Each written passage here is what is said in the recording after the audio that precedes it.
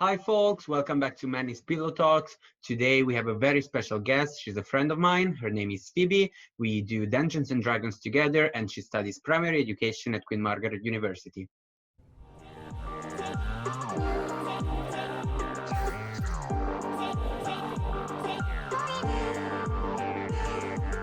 This is Manny's PillowTalkz.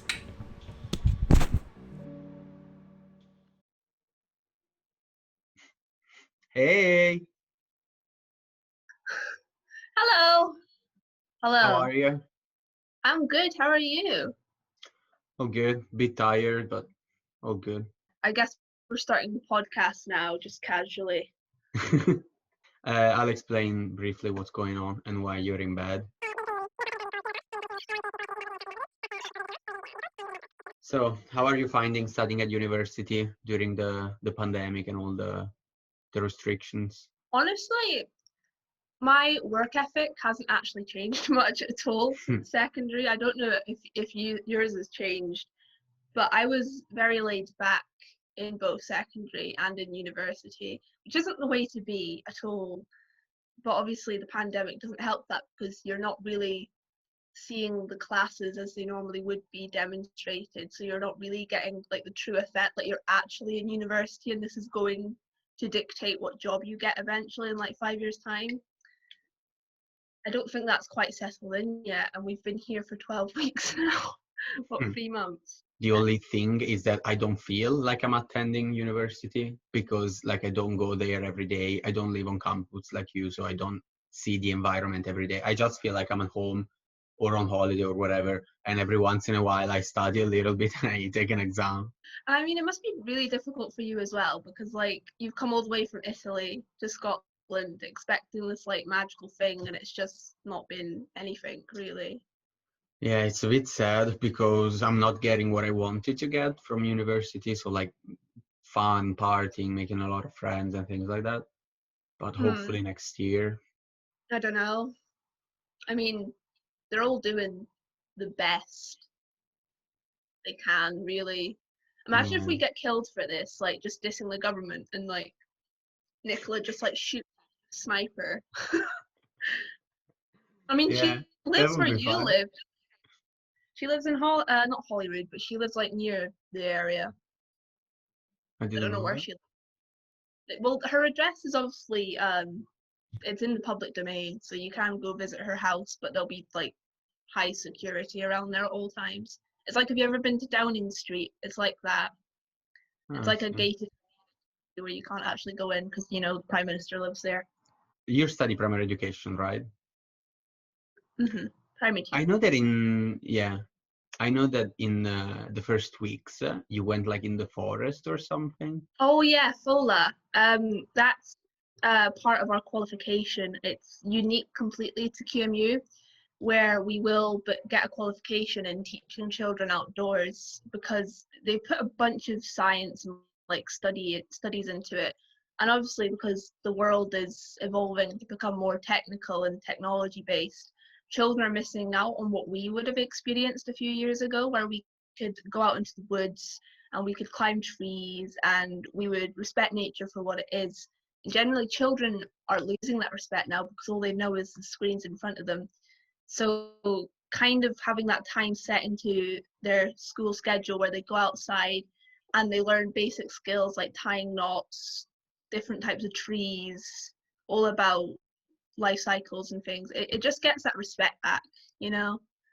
And it's well Yeah. needed, all the things going on with the environment at the moment. Was this part of why you chose to study at QMU? 100%, yeah. Because obviously it's unique to QMU, but it's also QMU's one of the only Scottish universities I saw that actually provided British Sign Language as a like a what am I thinking? Like a qualification. And obviously, like that's needed because a lot of children there's a type of sign language as well. I think it's like Makaton, which is for autistic children. That's needed because a lot of children are non-verbal, or they're deaf, or they come from a different country and they don't really understand the English language yet. So obviously, it's crucial to have a type of way, like a method of speaking to them that isn't verbal. You know. You're gonna study sign language as well. Mm-hmm. That's super interesting. I love sign language. I find it like one of the most interesting things. And I love languages in general, but the fact that they invented languages for people who cannot speak or hear, it's amazing for me. The only thing that I don't really get, but it makes sense, is that there are like different sign languages based even on the nationality. Like, for example, there's British Sign Language, but also American Sign Language and Australian Sign Language, and they're all different. And I think it's a bit Mhm. confusionary. Like, if there was one sign language, it would have been way greater. But of course, it's quite utopic as a concept. Yeah, I mean, I imagine there would be some similarities between all of Yeah, the sign languages, but it is a bit confusing. I guess it's just it's developed, like how we all have different accents. It's just in its way, it is kind of an accent as well as a language. It develops as people progress, I yeah, guess. yeah, I yeah. mean, I used to know sign language when I was younger. I don't know if you had a similar thing in Italy, but we had a dude called Mr. Tumble, and he would teach you sign language for children. And I guess that's maybe why I definitely chose QMU, because I have a background in British Sign Language. I don't remember any of it, but I used to get sat with the children who came from like foreign countries or they didn't speak, and I used to be able to communicate with them somehow.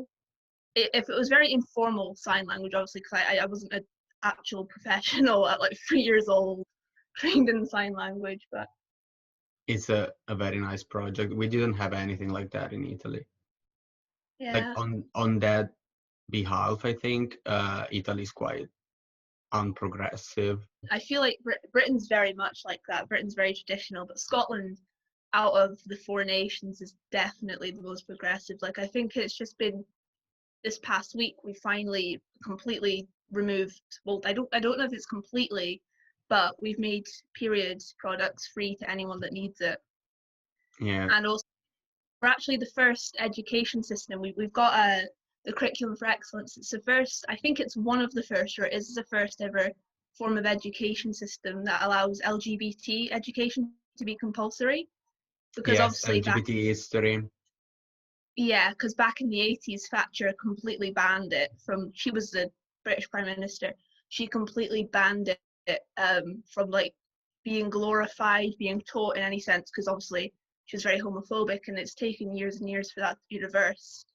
And it's even still in England, like Birmingham was protesting it, I think a year or so back, because they didn't want their kids learning about it, because obviously they have the kind of belief that if they learn about it, they're going to become it. And Mm, obviously that's not the case at all. It's just going to make the children more aware of what is actually out there, and it might help them recognize their identity. It's not going to force anything upon them. yeah, It's just old-fashioned ideals. it's very interesting. I love Scotland. Like, I moved here completely blind because Mm-hmm. I had never been to Scotland, and I chose very randomly, let's say, like not because of the country, but for other reasons. But then, like, when I knew that I was moving here, I started to get a bit informed, and it's such an amazing country. It's super progressive, really, Mm-hmm. really amazing. And apart from that, like, it's very beautiful. It is, yeah. I think we're one of the more beautiful places in the world, and we are praised for that. And I mean, there are two sides to each coin. Like, obviously, knife crime is a big thing, poverty is a big thing, but it's good that we're setting an example, especially to England and especially to the USA, because despite being a devolved power, we're still part of a bigger power in the world. So we have the impact to actually affect the whole world. And I'm glad Nicola Sturgeon and the SNP party are actually making moves to impact the rest of the world. They're doing a big thing, and let's just hope it takes us everyone in the right direction, honestly. Mm. But where are you from exactly in Scotland? Aberdeenshire. Originally, I was Yeah. actually from the royal place in Scotland because I was born right beside where the Queen goes on holidays, Craffy, where Balmoral is where she goes, and we lived in Craffy. And then we moved to Aberdeenshire area when I was about 2, I think. So I've grown up in quite a rural area, but Aberdeenshire is well known for being a bit dodgy, but it's very beautiful. I was I actually see. speaking to one of the maintenance people the other day because my door handle fell off my door to my bedroom, And he asked the same question. I said I'm from Aberdeenshire, and he's like, oh, you don't have the accent. And it brings up like an age-old debate I've had with literally everyone I've ever come across. It's like, do I have an English accent or do I have a Scottish accent? Because obviously my family's from England and I'm from Scotland. So it's like, where's the mix and what do people distinguish it as? It's very confusing. It kind of causes an identity crisis a lot of the time. Obviously I you've don't very distinctly got an Italian accent, and it's like, where am I from? I don't know. I don't think you have a very strong Scottish accent. I think you're very posh in the way you speak. Which is funny because my family's from Birmingham. That's not a posh place at all. Yeah. It's yeah, but I guess, well, like my nan says, my mum's mum, she said when she first met my dad, he sounded like a very posh Brummie. So I guess that's where I get the accent from, because dad was brought up to be very posh. So I kind of brought up the same way, where I have a posh accent. But do I have a very strong Weird. Italian accent? You have it is very distinct. You can tell it immediately. You're from Jesus, I Italy. hate it. It's I don't like amazing. it. It's a good accent. Well, your boyfriend's from Ireland, isn't he? Yeah. Yeah, he has an Irish accent, I'm assuming, a very strong one. I don't think he has such a strong accent. Well, I mean, Like, the Irish accent can be very subtle, can't it? But it can also be very strong. but because he's from Donegal, which is like, I don't know if you do you watch The Riggers? Yeah, yeah, I Okay, recognise that so as soon as you said it. he's from Donegal, but he grew up in Derry because he lives on the border. And like Donegal accent is basically Derry accent. It's the exact same, and it's very strong, like very marked. And all his family, like that lives there, like his mom, has that strong accent, but he doesn't like at all. Well, He has that's an weird. Irish accent, Accents but are not funny so things. strong. Yeah, it's very funny. But are you planning to Strange. go back for the holidays? Yeah, hopefully. I mean, obviously, I have a lot of guilt around it because Christmas is technically, at the end of the day, it's a religious holiday for Christians. None of my family identifies Christian anymore, and like people, for example, like in the Jewish community, and I think I really don't want to say what religion and what holiday, but obviously there's been like things like Eid and Diwali. They've all been celebrated in lockdown, and those should be family celebrations like Christmas is. And it's unfortunate that because Christmas has become such an economical like factor for the world, that it's just considered materialistic instead of religious in comparison to the other holidays. So it's obviously taken a priority. So it's kind of a big guilt point for me because I understand other people have suffered, whereas I'm getting special compensation to go home and see my family. It's kind of difficult to balance out. It's a very big part of a moral compass, I guess you could say. Like, Yeah. should I go home and risk spreading COVID, or should I stay here alone for 2 weeks? At least the university is bringing like free tests to go home, so like you can get tested, and if you're negative, you can go and feel less guilty, maybe of the spread. Yeah, uh, yeah, and I mean it's I'm only because obviously most of my family lives in Scotland, and what makes Christmas for me is my younger nieces and nephews, because obviously they still got the whole spirit about Santa Claus, and they still really believe in like the magic of Christmas. And because the people who live in my house at home, it's my dad, my two brothers, and me, we're all above the age of like where you get told about Santa Claus and the reality. So we've kind of lost that magic. Because of COVID, we can't visit the kids that make it special for us. So regardless of the situation, it's gonna be kind of a bit of a downer for us, I think, because we can't see anyone. Yeah. But I'll be excited to go home. I miss my pets and I miss my dad, so it'll be good to see them once this year before returning back to uni.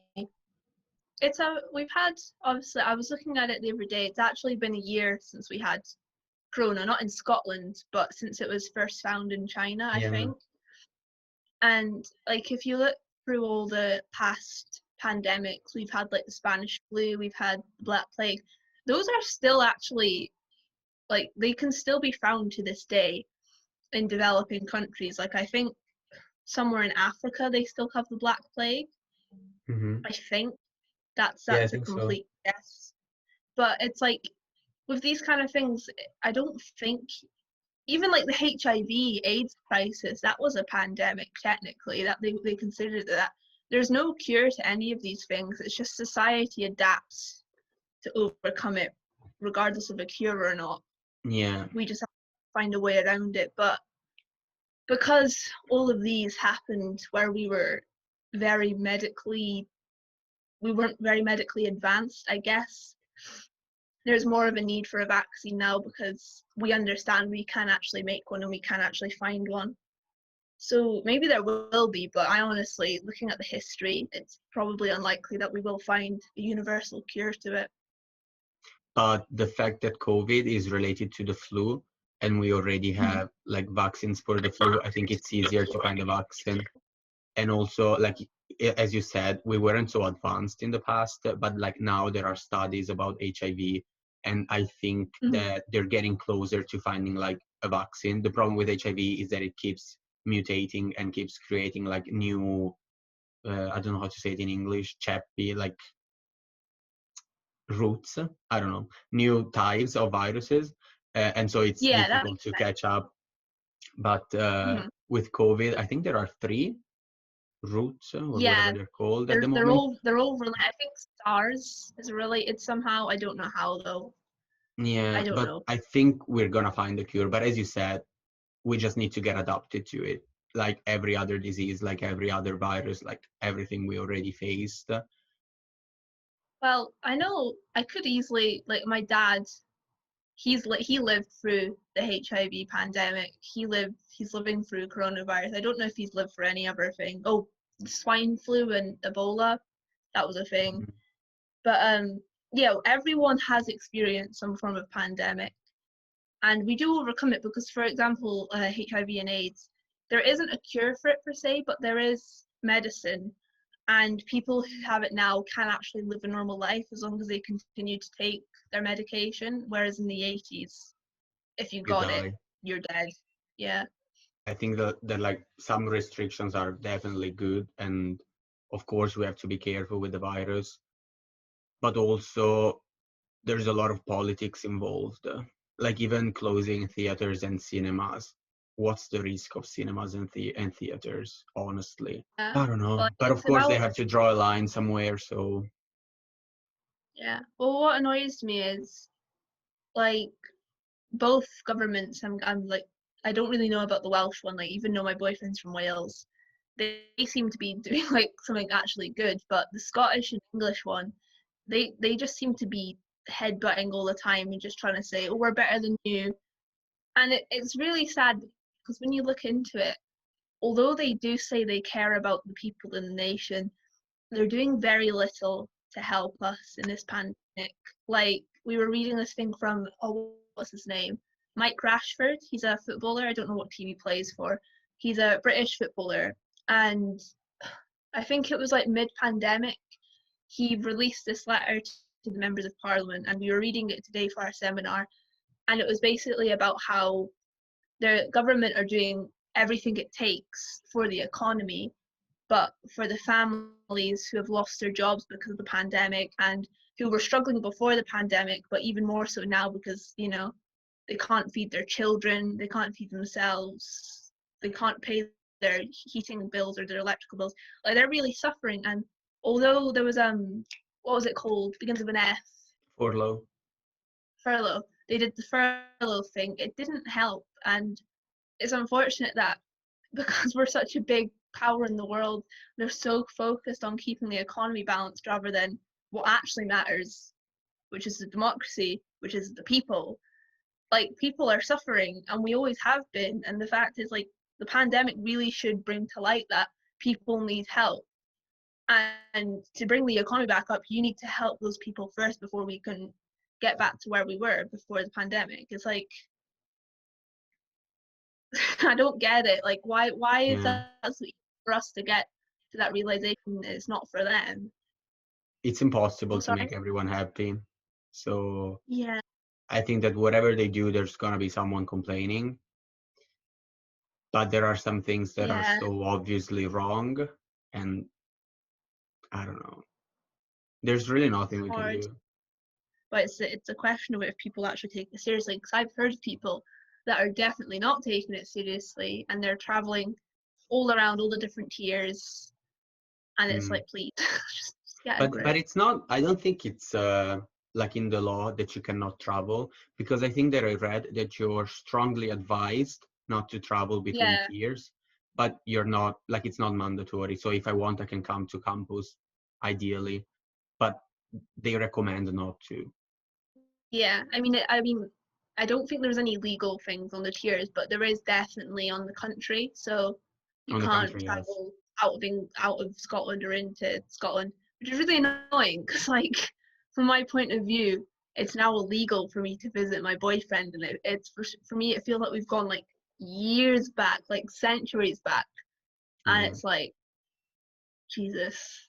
It's a hard pill to swallow. That one is that it's now illegal for that, but it's necessary because I don't want to get killed by Boris, but I don't think he has a handle on it at the moment. That poor man. Me and my flatmate were speaking about it the other day. The poor man's gonna go insane by the end of the year. Like, he's had so much stress and he's got to deal with Brexit now. Like, I thought that yeah. was over and done with. I thought Brexit was gone. Like, what? We're still part of the EU. It's like, I It's mean, I don't funny. think originally I supported it, but now I just want it to be over. Like, please. It's just a lot of stress. It's gonna be more difficult for like me and other people coming from the EU because of Brexit. Like, we're lucky Yeah. because this year is the last year that our year, like, our tuition gets paid, but like Hmm. for the duration of the whole course. But like people applying for 2021, they won't get tuition paid because of Brexit. And also, I think they're gonna have to get a visa to come here. It's gonna be so fucking difficult. And okay, I get it. You don't want to be part of the EU anymore. I don't agree, but okay. But at Yeah. least make things a bit easier. Like, you've been in this union for how many years? And now, like, even like for tourism, a visa is required, I think, just to come visit Probably. England and like the UK. It's so absurd. And then, like, if I go in Ireland, I can just cross the border to Northern Ireland without any problem. It doesn't really make sense. No. Well, yeah. Okay. Yeah. Because I keep on forgetting the Republic of Ireland isn't part of the UK. But yeah, I Don't mean, say I'm. that to Irish people. Oh yeah. No. Oh, they will. Oh. No, that's a big no. Um. But we learned about it in modern studies a few years back. I hated modern studies. It was the worst. But we weren't the first to join the EU. Like, we're quite a relatively new nation in the EU, and we were actually, I think we were vetoed by both Italy and France. They didn't want us in. I know France was definitely like, no, you're not joining the EU, and then we somehow got in, and like, see, even my dad remembers voting for this. Like, he remembers vote. I think he voted no. I don't think he wanted to be part of the EU, and he also voted. I don't think I should be saying that. Don't kill my dad, please. But and so he's obviously lived through both that and Brexit. And it's like, what was the point of even joining if, like, 20 years later we're just gonna be like, you know what, nah, we don't like this anymore, peace out. Yeah. And it's an issue because the UK is a mix of its devolved powers. Like, Wales, Northern Ireland, and Scotland all have devolved powers from Westminster. We didn't really get an opinion because apparently the majority of Scotland said they wanted to stay in the EU. And because the majority of our population lives in England and they said no, it was a no. So it's like, it's the issue of being a devolved power, as well as that we don't really get a say if England doesn't want to do it. Yeah. And it's the same for the Scottish referendum. That was back in 2014 where we wanted independence. And I remember like people, like English people on the news saying, "Oh, we're glad to get them gone. We don't like Scotland." And it's like, what's the need in saying that? Like, are you going back to like the Civil War where we all hated each other? Like, I don't get political opinions half the time. It's like, Yeah. I don't even know why I'm going on this tangent, but I don't like politics. in the I'm not slightest. an They're two expert on different. politics. No, I'm not an expert because it stresses me out and it's so complex and it's so contradictory that I'm just like, I'll get informed if I have to. If I have to vote for something, I'm gonna get informed on that. But I'm not like one of those that knows a lot, about Yeah, I'm politics. And not. even like, sorry. Oh no, I was just saying I'm not either. Uh, I'm in and the even same boat like as with you. Brexit, I don't know like all the details, but what I think is like the UK wanted to be part of the EU so much, they didn't even change their currency. So like Italy complains all the time, even now after 20 years, they complain all the time about the euro and how it brought how do you say inflation and Yeah. all these things. But the UK didn't even change their currency, didn't change like their type of ruling the country. They didn't change the way they drive because they drive on the opposite side as like all the rest of the world. And they still complain and they don't want to be part of this fucking union. Why did you join? Why? It's UK. The UK is a very traditional place to live, so we don't really like to change. I say we. I mean they. They don't like to change their life. It's. I think it was only really since the 60s that the UK began to change, and even then, baby steps, tiny baby steps. This has been very interesting, Phoebe, and longer than expected, but I think we talked about very interesting things. And it's gonna be difficult to edit this video because like I don't want them to be too long, but there's not many things Yeah, that I would cut out. So I don't know, it's gonna be fun to yeah, do. And just one thing, do you agree absolutely. on this video being published on YouTube? Yes, I'm perfectly fine with that. I just want to put in a final note that I do not have anything serious against Parliament or the monarchy, and I wish not to be killed. Thank you. Okay. Thank you. Well, it's almost a month till Christmas, so I look forward to it. Yeah. Bye, Phoebe. Thank Yeah. you. Thank you. Bye Bye. bye. Thank you for watching, folks. That was Phoebe. Hopefully, you enjoyed listening to us talking about politics, Scotland, and the progressiveness of this beautiful country and everything that regards studying at university during COVID-19 pandemic. I'll see you soon in the next episode of Manny's Pillow Talks. Don't forget to like, favorite, and subscribe to my channel. Bye, folks.